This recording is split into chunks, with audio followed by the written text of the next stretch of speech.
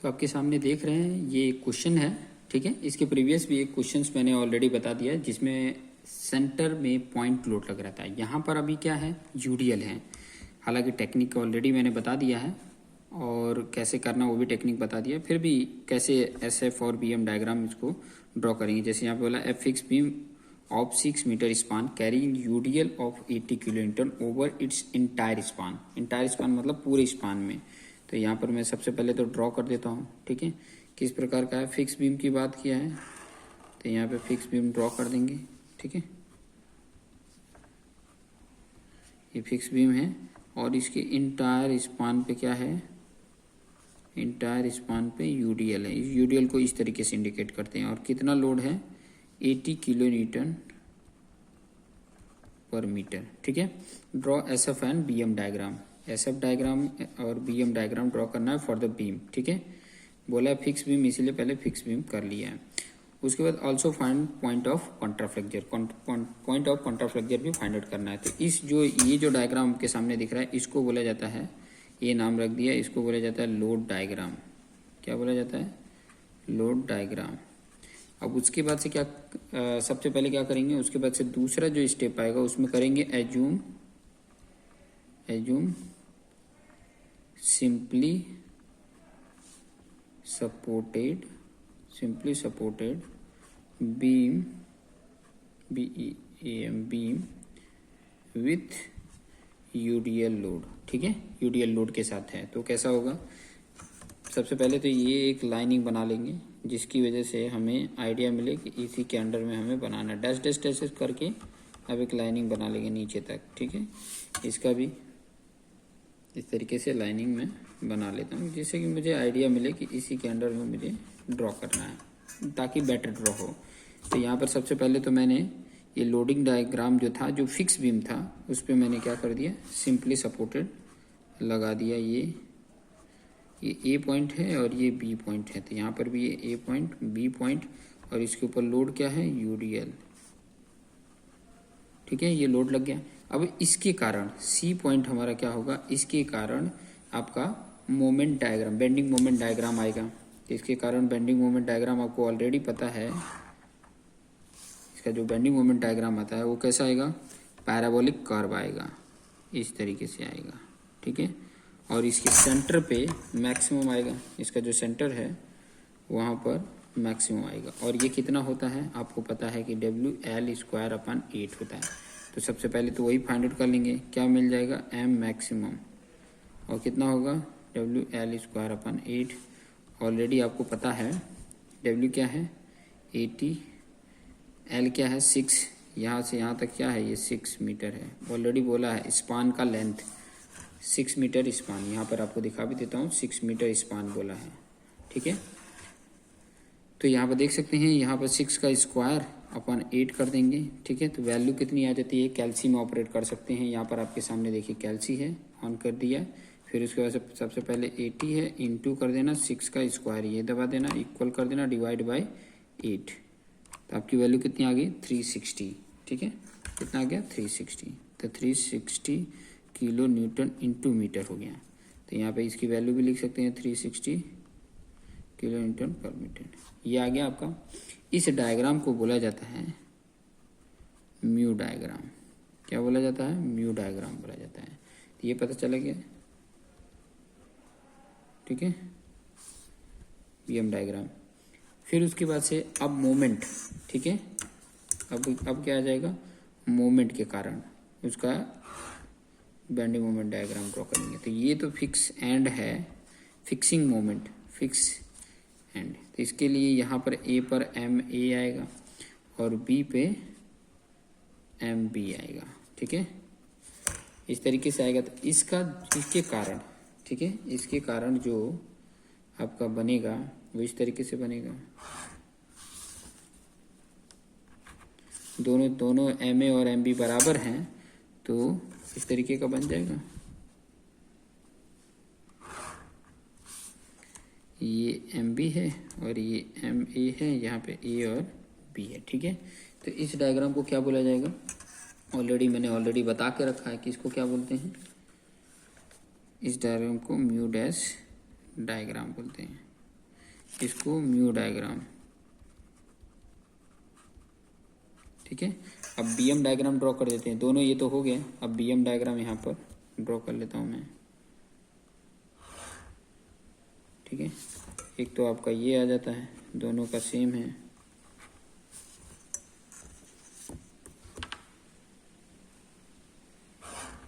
ठीक है। और एक यहाँ तक 360 तक आ रहा है वो डायग्राम ड्रॉ, ठीक है। यहाँ पे ये जो आ रहा है वो 360 है, आपको पता ही है। और ये एम ए और ये एम बी है, ठीक है। लेकिन पता नहीं है, ये माइनस है और ये प्लस है, ठीक है। तो इसको बोला जाएगा बीएम डायग्राम। बीएम डायग्राम हो गया, ठीक है। बीएम डायग्राम आपको मिल गया। अब यहाँ पर थोड़ा सा ध्यान रखेंगे, यहाँ पर मैंने आपको बोला था कि एरिया मोमेंट मेथड का यूज करके एम ए और एम बी फाइंड आउट कर लेंगे कितना आ रहा है, ठीक है। तो एरिया पहले तो यहाँ पे एसएफ डायग्राम भी ड्रॉ कर सकते हैं। तो एसएफ डायग्राम क्या हो जाएगा, टोटल लोड जो है, ठीक है। देखिए यहाँ पर आर ए होगा, यहाँ पर आर बी होगा, तो यही दो तो फाइंड आउट करना होता है पहले तो, और कोई तो है नहीं, ठीक है। और सेंटर में आपको पता ही ऑलरेडी, ठीक है, ये कैसे जाता है, ठीक है, ऑलरेडी पता है। तो यहाँ पर R A equal to R B, और ये क्या होता है, टोटल लोड डिवाइड बाई 2 हो जाएगा।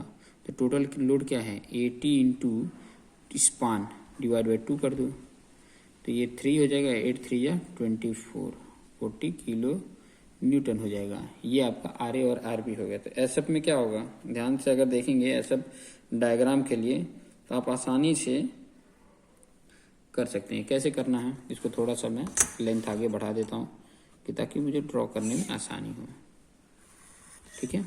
अब यहाँ पे देखिए एसएफ में एसएफ डायग्राम बताता हूँ। देखिए ये लोड इस तरफ लगा है, तो सबसे पहले क्या करते हैं, ये 240 का मैंने बढ़ा दिया, ये 240 हो गया। फिर उसके बाद से ये यूडीएल है, तो यूडीएल कैसे जाएगा, इंक्लाइंड जाएगा। तो इसमें से कितना माइनस करेंगे, टोटल लोड माइनस करेंगे, तो टोटल लोड कितना होगा, ये 240 में से 80 इंटू 6 करोगे तो 80 इंटू 6 कितना हो जाएगा, इसमें से माइनस करोगे तो -240 आएगा। तो -240 यहाँ पे आ जाएगा, ठीक है, किलो न्यूटन। तो इन दोनों को अगर मिलाते हो तो आपका इस तरीके से डायग्राम बन जाता है। फिर ये 240 माइनस करोगे तो यहाँ पे आ जाएगा। तो इस तरीके से आपका बन जाता है। तो ये है आपका एसएफ। बाकी ये टेक्निक तो ऑलरेडी मैं बता चुका हूँ। आप एसएफडी बीएमडी इसके स्ट्रक्चर मैकेनिक्स 1 का आप देखेंगे तो आपको आइडिया मिल जाएगा, क्योंकि ये छोटे मोटे चीज़ अभी बताने की ज़रूरत नहीं है। यहाँ आर ए हो गया, लोडिंग को ही एसएफ कैलकुलेशन क्या होता है, लोडिंग बेस पे होता है, तो लोडिंग को ही तो यहाँ पे दिखाना होता है। अब मैंने आपको पहले ही बता चुका है एरिया मोमेंट मेथड से कि इसका एरिया, ठीक है, म्यू डैश का एरिया और इसका एरिया दोनों का एडिशन क्या होगा, 0 होगा, ठीक है। दोनों का एडिशन क्या होगा, 0 होगा। तो एक न्यू पेपर लेकर मैं आपको यहाँ पर समझा देता हूँ, ठीक है, समझा देता हूँ। यहाँ पे लिखेंगे by using area moment method, और ये क्या कहता है, area of mu diagram plus area of mu dash diagram equal to 0, ये कहता है, ठीक है। अब ये कैलकुलेट कर लेंगे, इसका क्या होता है। तो ये कैसा शेप था, पैराबोलिक था, 2/3 इंटू लेंथ ये 6 था, इंटू ये कितना आया था, 360 आया था, हाइट 360 आया था, आपको याद होगा तो, ठीक है। फिर उसके बाद से प्लस ये तो रेक्टेंगुलर था, तो M A into span, length into width होता है एरिया, इक्वल टू 0। तो यहाँ पे इसको अगर करोगे तो ये 3 2 जा हो जाएगा। बाकी कैल्शियम में आप आराम से कर सकते हैं, तो कैल्शियम में ही कर देता हूँ डायरेक्ट। कितना हो गया, 2 इंटू 2 इंटू 360, 2 इंटू 2 इंटू 360 कितना आ गया, 1440।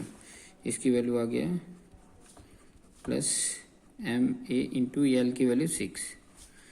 तो ये यहाँ पर तो वही रहेगा, और ये प्लस वाली इधर आके माइनस में हो जाएगी। 6 डिवाइड कर देते हैं तो एम ए की वैल्यू आ जाएगी। एम ए मतलब moment at A, -1440 divide by 6 क्या आ जाएगा, एम ए की वैल्यू माइनस डिवाइड कर देते हैं 240 240 किलो न्यूटन इंटू मीटर, लेकिन माइनस में, और सेम वैल्यू एम बी की भी होगी क्योंकि ये दोनों बराबर हैं।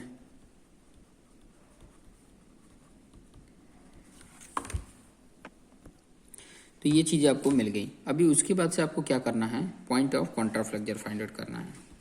पॉइंट ऑफ कॉन्ट्राफ्लेक्चर क्या होता है वो चीज़ें आपको इसके प्रीवियस वाले में भी बता दिया। पॉइंट ऑफ कॉन्ट्राफ्लेक्चर तो ये क्या होता है, तो देखेंगे आपको, अगर इस फिगर में आपको दिखाऊं जो बेंडिंग मोमेंट का फिगर है, यहाँ पर थोड़ा सा ध्यान से देखेंगे, ये बेंडिंग मोमेंट का है। तो इस वाले पॉइंट पे देखेंगे, यहाँ पर इस वाले पॉइंट पे ये क्या हो रहा है, साइन चेंज कर रहा है, माइनस से प्लस हो रहा है, और यहाँ पे बेंडिंग मोमेंट क्या है, जीरो है। ठीक है, तो इस बेंडिंग मोमेंट जीरो जहाँ पर है, ध्यान से समझना, तो यहाँ पर आपको कितना डिस्टेंस है यहाँ से वो चीज़ें बताना है। मतलब अगर लोडिंग डायग्राम की तरफ जाएंगे तो यहाँ पर, यहाँ से इसका डिस्टेंस बताना है, एक्स डिस्टेंस, वही होता है पॉइंट ऑफ कॉन्ट्राफ्लेक्चर। तो यहाँ पर मैं दूसरा डायग्राम ड्रॉ करके और यहाँ पर आपको मैं बता देता हूँ।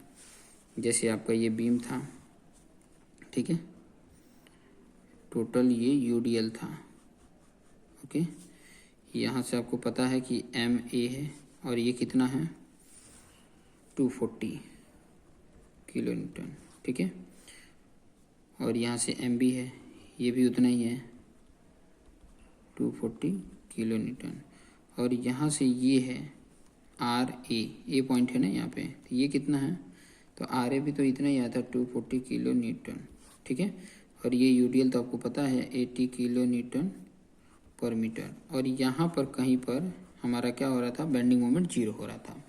तो ये डिस्टेंस मैंने मान लिया एक्स है। तो इस तरफ का ले लेता हूँ, उस तरफ का भी लेने जाएगा तो यहाँ पे आर भी था। आप इधर से लेना चाहते तो इधर से ले सकते हैं। मैं फ्रॉम ए से कितने डिस्टेंस पे, क्योंकि यहाँ पर भी आपका बेंडिंग मोमेंट जीरो आ रहा था, तो ये भी एक्स एक आ रहा था, लेकिन इसको कैलकुलेट कर लेते हैं। इसकी हमें राइट साइड ले लेता हूँ, ठीक है, जितना राइट साइड होगा उतना ही लेफ्ट साइड होगा, तो बात ये की बराबर है। तो कितना यहाँ पर बेंडिंग मोमेंट जीरो आ रहा है, ठीक है, तो यहाँ पर मैं ले लूँगा बेंडिंग मोमेंट, मान लो यहाँ पर सी है, तो moment at C equal to zero, ठीक है। अब ये देखिए ये कैसे जा रहा है, एंटी क्लॉकवाइज जा रहा है, तो इस वैल्यू को मैं ले लेता हूँ -240, मोमेंट है ऑलरेडी। इसका मोमेंट देखिए ये कैसे जा रहा है, क्लॉकवाइज जा रहा है, ऐसे जा रहा है ना क्लॉकवाइज, तो 240 इंटू डिस्टेंस एक्स प्लस, अब इसका देखिए 80, इसका भी तो आएगा, और ये कैसे जा रहा है, ये भी क्लॉकवाइज ही जाएगा, लोडिंग इस तरीके से तो क्लॉकवाइज जाएगा, तो ये 80 इंटू डिस्टेंस एक्स इंटू ये 80 इंटू एक्स किए तो ये पॉइंट में कन्वर्ट हुआ, इंटू डिस्टेंस एक्स अपॉन 2 होगा, क्योंकि इसका सेंटर में होगा, सेंटर से यहाँ से डिस्टेंस देखेंगे इक्वल टू 0 कर देंगे, ठीक है, ये आ जाएगा। अब यहाँ पर देखिए इसको सॉल्व करते हैं, तो ये इनको सॉल्व करेंगे तो देखिए ये 4 बार में 40 हो गया, ये 40 हो गया कट के, तो 40 एक्स स्क्वायर प्लस में है, फिर ये यहाँ पर 240 एक्स है और ये -240 है, इक्वल टू 0। ये क्वाड्रेटिक इक्वेशन को 40 से डिवाइड हो जाएगा सभी, तो ये 40 से डिवाइड करोगे तो ये एक्स स्क्वायर होगा, और ये 4 6 या 24 होता है, 4 6 जा मतलब 6x आ जाएगा, यहाँ पर भी 6 आ गया, ठीक है। अब ये क्वाड्रेटिक इक्वेशन को आप क्वाड्रेटिक फार्मूला से कर सकते हैं। देखिए x की वैल्यू फाइंड आउट करने के लिए ये फार्मूला होता है, इसका जनरल फार्मूला ये होता है ax square plus bx plus C equal to 0। तो इसमें a आपको 1 दिख रहा है, b आपको +6 दिख रहा है और c -6 दिख रहा है, और इसका फार्मूला होता है -b plus -√b square -4ac अपन 2a।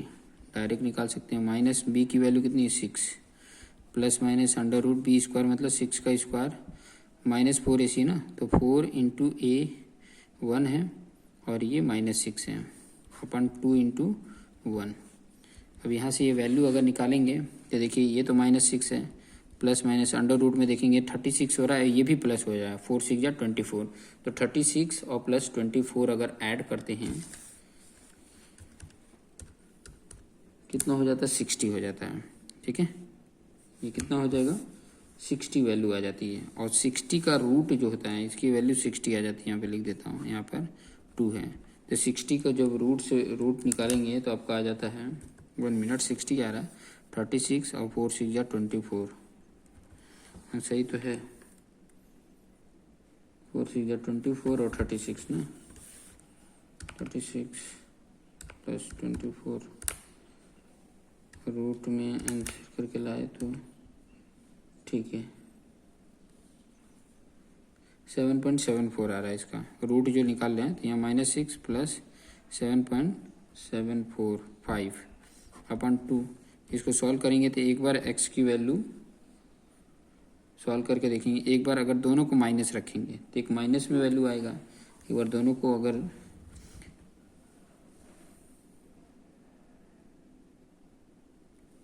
यहाँ पे कहीं से मिस्टेक हुआ है क्या, एक बार चेक कर लेते हैं। ये भी okay, this is the anti clockwise जा रहा है। ओके, थोड़ा सा ध्यान दीजिए। ये ऐसे क्लॉकवाइज जा रहा था बट ये एंटी क्लॉकवाइज जा रहा था, तो ये माइनस में आ जाएगा। मैं सोच रहा था कहीं ना कहीं मिस्टेक हो रहा है, तो ये माइनस में आ रहा था। ये वाला आपका x² माइनस में आता, इस तरीके से सही था ये, ठीक है। अब यहाँ पे ये माइनस होता है, ये प्लस हो जाता ना, नहीं ये माइनस हो गया। तो दोनों में अगर माइनस का मल्टीप्लिकेशन कर देते तो ये माइनस हो जाता, सॉरी ये प्लस हो जाता है। ये माइनस कर देते, ये प्लस कर देते, ठीक है। तो यहाँ पर ये छोटा सा मिस्टेक हो रहा था। यहाँ माइनस की जगह पे ये प्लस हो जाएगा। बाकी वैल्यू तो सब सेम ही है, ठीक है। और सी की जगह पे प्लस होता तो ये 24 माइनस होता है इसमें से 36 माइनस, क्योंकि यहाँ पर प्लस हो जाता है, ये माइनस रहता है, ये माइनस का स्क्वायर हो जाता है, ठीक है। थोड़ा सा मिस्टेक हो गया था -6, क्योंकि थोड़ा सा वीडियो में थोड़ा सा ध्यान से रह जाता है। बाकी स्टूडेंट रहते हैं ना तो वो ध्यान दिला देते हैं कि यहाँ पे मिस्टेक हो रहा था। चलिए कोई बात नहीं, यहाँ पे 36 हो गया और ये 4 6 24 माइनस होगा, तो 36 माइनस 24 करते हैं तो आपका आ जाता है 12, और 12 को रूट में निकालेंगे तो आपका 3.46 आ जाता है। इसकी वैल्यू 3.46 आ जाएगा, ठीक है। अब यहाँ तो प्लस है, ये तो प्लस हो जाएगा, ठीक है। तो एक बार प्लस करोगे और डिवाइड बाय 2 करोगे तो एक बार आ जाएगा 1.27, ये भी वैल्यू आ जाएगी। एक बार अगर माइनस करते हो तो इतना माइनस करोगे, माइनस करने पे ये आ जाता है, प्लस करोगे अगर दोनों तो आपकी वैल्यू आ जाएगी 4.7, ये दो वैल्यू आ जाती है, ठीक है। तो ये डिस्टेंस पे आपका बेंडिंग मोमेंट 0 होगा, चाहे वो फ्रॉम ए से है, ये फ्रॉम ए से है, फ्रॉम बी से भी लिख सकते हो, ठीक है। ये फ्रॉम बी से होगा, ये फ्रॉम बी से, ये फ्रॉम ए से, ठीक है। ये चीज़ें देख सकते हैं, वहाँ पे बेंडिंग मोमेंट 0 होगा। तो इस तरीके से ये कैलकुलेशन आएंगे और आप आराम से इसको कर सकते हैं। थोड़ा 1 2 बार रिपीट करेंगे, आप आसानी से कर सकते हैं। ये क्वाड्रेटिक फार्मूला तो आप 10th क्लास में भी पढ़े हैं, 10th क्लास में आसानी से इसको कर सकते हैं। तो इस तरह से प्रैक्टिस करेंगे तो आपको आ जाएगा। ज़्यादा से ज़्यादा क्वेश्चन को प्रैक्टिस करेंगे तो आ जाएगा। मैं हर टाइप के जितने भी टाइप के न्यूमेरिकल्स हैं उस टाइप के प्रैक्टिस करा दूंगा कि ताकि आपके लिए आसान और ईजी हो सके।